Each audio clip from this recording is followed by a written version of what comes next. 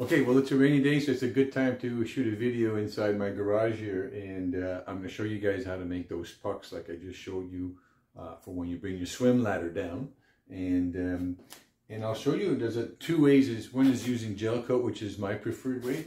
You can also use the epoxy filler as well. It's a two-part epoxy. The problem with the two-part epoxy is that, as you can see, you can't get it smooth. It's not liquid enough to lay down smooth, so you do get the shape you want, but it's going to be a lot of work to sand down the part or the component that's going to be actually stuck to the hull, or you're going to glue to the hull. So not my preferred. That is an option if you care to work hard and having to sand that down and keep it level. Whereas gel coat is liquid enough that when you put it into the mold, it'll actually flatten out as well. So that's my preferred thing. So let me walk you through what I use and the products that you're going to need to use as well and to have on hand. Okay, so before you begin, what you're going to need is just a couple of things that you need. So you'll need these containers. These are, like I said, these are like for fruit cups or applesauce or whatever, for lunches, for kids and stuff like that. And it's got the perfect shape that fits into for a 1-inch pad that on your swim platform. Mine happens to be a 1-inch. The diameter of the tubing, the stainless steel tubing, you got 7/8 as well. Most of them are 1-inch though, because it's got to be solid enough to take as much weight when you're getting on board. Notice that these ones are nice and smooth, and the reason I'm showing you that is because some brands also make the same things, but you'll see there's like a texture here to make it look like a wood, or the bottom of a wood barrel. I don't use those. It's textured on the inside as well, so it doesn't really do a good job. It doesn't look pretty either. So remember, don't use these, or look for the ones that are smooth like these ones here. The next thing you're going to need is, of course, gel coat. So I happen to buy a quart of Catalina white. I have Catalina gray as well, but you can get gel coat at any chandlery, boat supply stores, as well as major hardware stores. You could probably find gel coat as well. Get it white or any color you want, or get a mixture of white and gray. You can get also coloring. So if your hull is not white, or if it's a gray, you can actually match the gel coat color as well. So don't be afraid to play around with that. You'll need a liquid hardener, of course. You will need a stick to mix it all up. And also, I forget the name of this. I call it fiber particles, but I'm not going to open it because it's very volatile. And when we're actually going to add this, about half a teaspoon per pad, actually, we're going to wear a mask, or I'm going to wear a mask, because that's very volatile. I don't want to breathe that. I'm also going to use my syringe. So I get these syringes in bulk. I buy them 10 or 20 at a time from Amazon. They're very, very practical with a nice grading here. I use up to 10 millimeters. That's the volume I'm actually going to add of white gel coat in my cups, and that'll give me the exact thickness or depth, if you will, that I'm looking for when I'm going to apply that to the boat for the swim ladder to be just right, so it's not too far out, and so it's not going to be a big piece. So that's going to be perfect. And then I put my hardener at the same time, and that's it. So I will get yourself a pair of gloves, of course. Get yourself a baggie, as well as a Ziploc baggie, and you'll see why when we're done with this part here and that part has cured.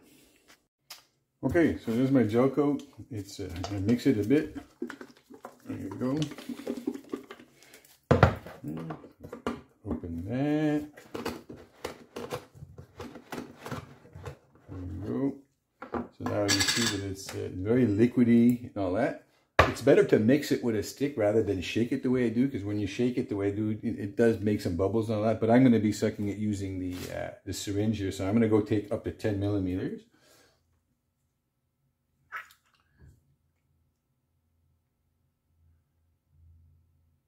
There you go.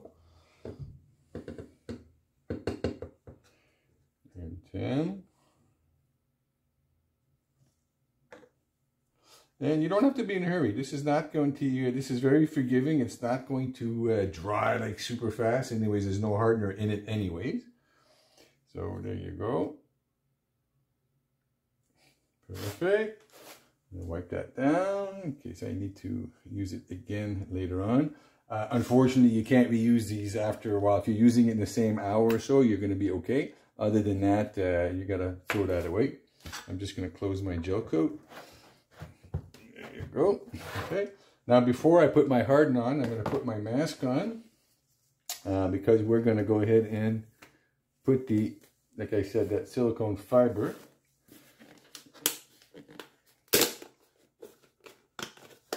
So I don't know if you can see the texture, but it's very soft and volatile. So you don't want to breathe that in. So I'm going to use a measuring spoon. I'm just going to use what I'm going to judge is about half a teaspoon in each.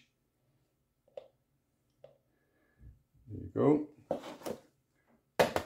Close this. And by the way, you want to do this in a closed room or where there's absolutely no wind. You don't want to be doing this outside or where there's a chance of wind and it blows and then you breathe it and all that stuff. So now I'm going to mix that. Before I put my hardener, I'm going to mix all that.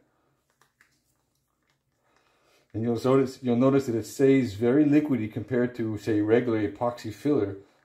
This is going to really level out nicely. And that's what you want. It saves you some work as well at the end. There you go. You got to mix it very, very well.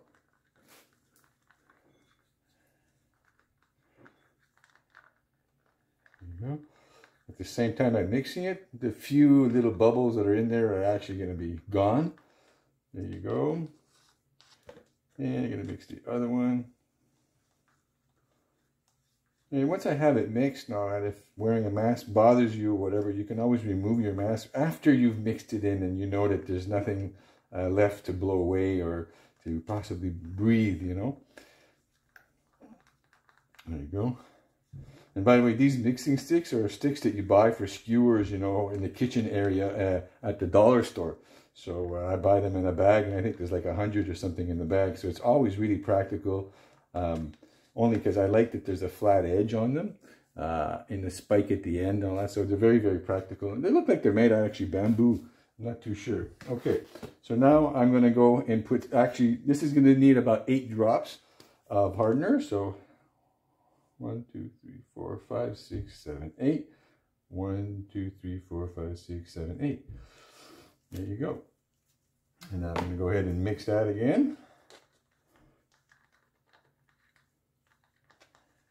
Okay. You want to mix that really well. You want to get that hardener in there. There you go. I think that should do it. Okay. So I tap it.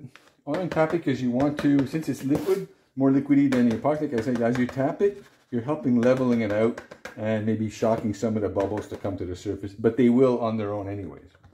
So there you go.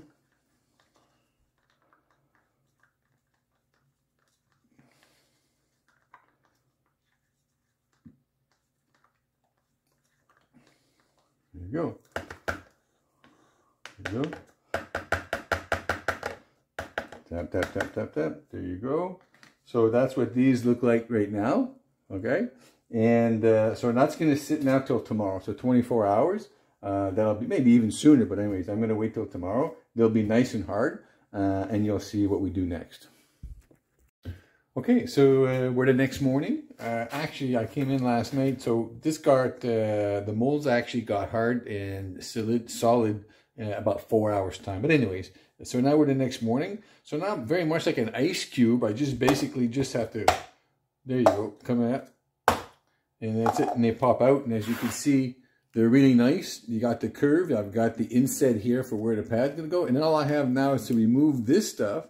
And then I'm going to be sanding it. There you go.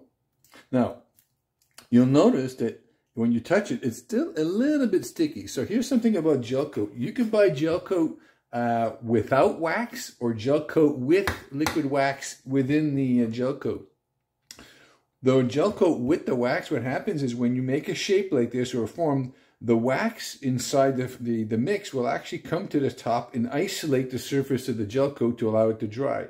Because Gelcoat, because this side is really dry and hard, on this side here it's still a little bit sticky, you know, a little bit soft, because Gelcoat doesn't dry unless it's actually airborne. So, locked in from air. So that's why I have these baggies here. So what you do is you put them inside the baggie, zip it up, wait a couple of hours, and then you'll see that it'll be all nice and dry here. Now, in my case, because I waited all night, and what you didn't see is over my cups like that, I actually had, where's my box? I had a box over it to cover it and seal it from air as much as possible. So it's nice and hard. So now I'm just going to take the edges off here. There you go. Comes off really easy. And now what I'm going to use is a 80 grit sandpaper on a very, very flat surface. And I'm just going to go and just rub it like that.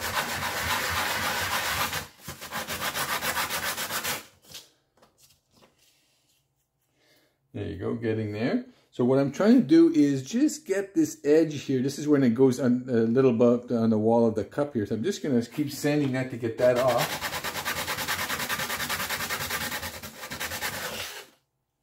There you go.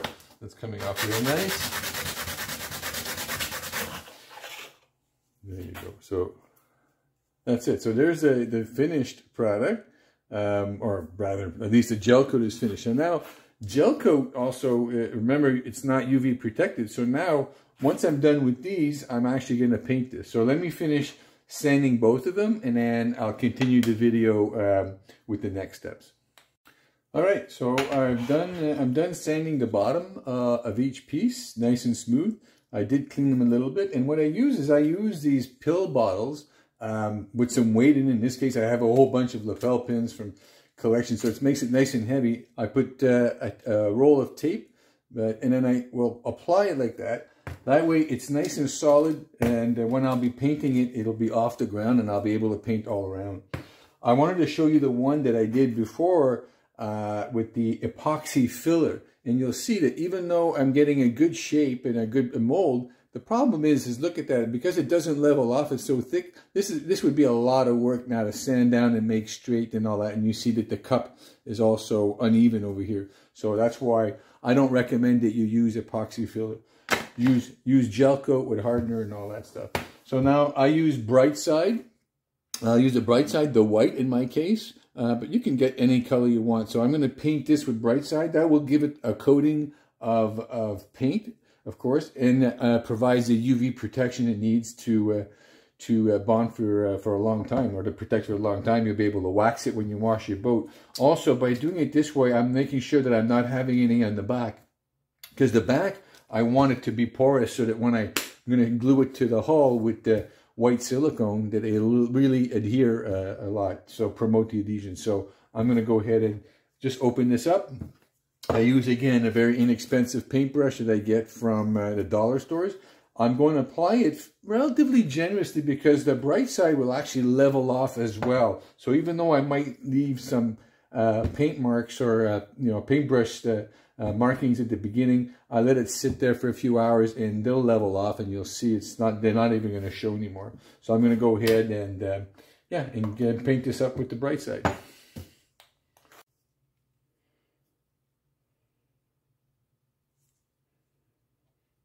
Go. Like I said, it doesn't take much, but I want to do the edges. I want to get all the edges done, making sure that I don't put any underneath or on the bottom. So I'm just going along the edges here. There you go. So if you can see that in the camera, you might look like there's brush marks and all that, but all those are going to actually flatten out and even off as it dries. There you go. There you go.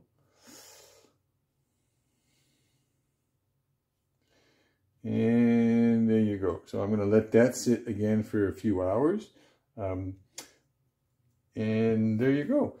You'll notice that even though I said that I'm doing this over 2 days only because, I do other things at the same time. But if you really wanted to and you get this done in the morning, start in the morning, by the end of the day, you'll give it enough cure time. You'll be able to sand it and paint it. So I'm going to let this sit now for probably till tomorrow because I got other things to do today. But then I'll be ready to then install it with white silicone. And what I use when I use the white silicone, and I just put a little dab in the middle. Let's say this was it over here. I would put just a little bit right here, and as I press it on the hull, it'll expand out. Then I bring down the ladder, and the ladder will hold it in place. At the same time, you can align it, and then the ladder pads will land here and hold it in place and give it enough weight to squeeze the silicone so it comes out a little bit on there. And then you use a wet finger and just go around and smooth out that silicone to make it look like it's actually part of the hull, and it does a really great job. That's how easy this is to make. I find it adds not only convenience but aesthetics as well, and so I hope this video helped out and that you guys go ahead and do your own.